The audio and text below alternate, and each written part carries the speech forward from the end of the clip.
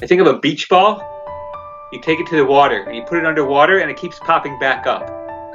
And that seems to be like the Nasdaq. I mean, you think about those giant companies in the U.S. like Facebook, Alphabet, Netflix, and Google, and these are really still the dominant drivers of the market. So just when the market was correcting, they got hit a little bit harder. Now the market's coming up; they're strong again. But there's no real breadth. So if you take a look at the S&P 500, I want to say that like 400 of them are below their 200-day moving averages. I mean, gold really crashed, but it's coming back. It's like got down to about, say, 1865. I thought I was being aggressive saying 1950 to 2000, and it just like cut through that like a hot knife through butter. But people are trying to buy it on the pullback. And the other thing that really speaks to your point, I think, is that the dollar is still kind of weak. I mean, it popped up against the yen, but against the Aussie and against the euro, the U.S. dollar bounces a little bit, and people sell into it. And that's despite what we had talked about last week was the likely rising yields ahead of the quarterly refunding. We've had about almost a 20 basis point rise in U.S. yields. Both the CPI and PPI surprise to the upside, and the dollar can't find much traction.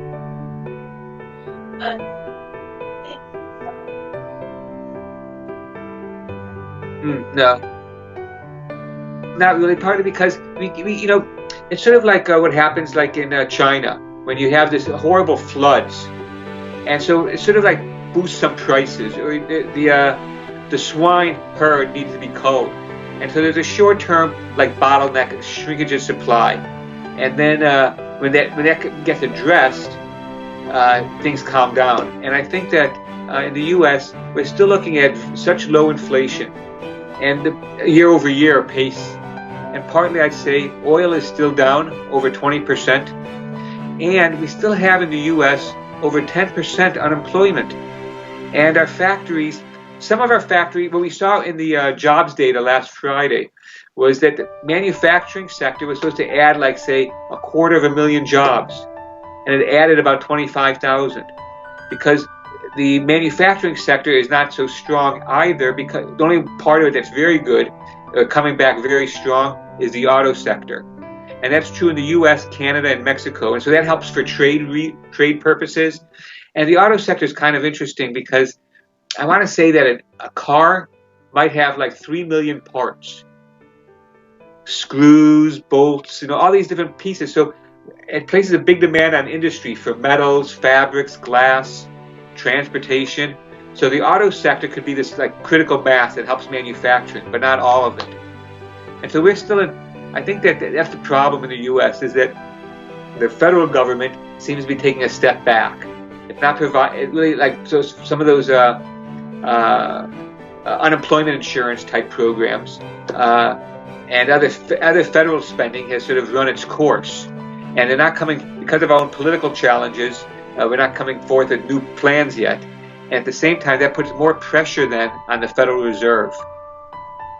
So monetary policy is going to have to bear a bigger burden. So what happened? We crashed very hard in Q2, and the economy is coming back in Q3. And we're just like debating about the pace of it.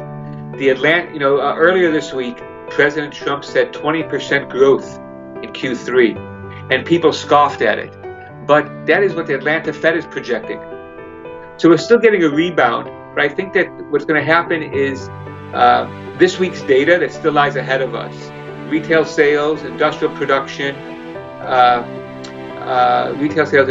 those are going to be slower in July than they were in June. And the risk is that sort of in this recovery, we're hitting a bit of a soft patch. So in my view, as we've talked about, I think that the dollar has ended its third big rally since the end of Bretton Woods. But I want to make a distinction between a cyclical downturn in the dollar, which I agree with you.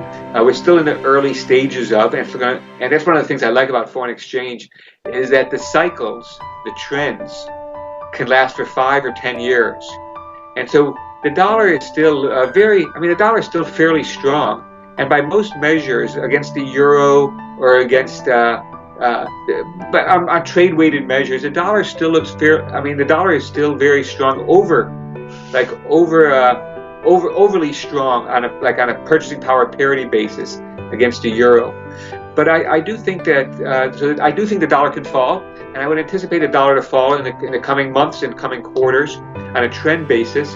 But two things sort of I would make a point here. One is that when I look at the positioning of speculators, they are near record long the euro, and I haven't read anybody who has been bullish the dollar for some time. And so it sort of scares me that maybe everybody is on one side of the boat.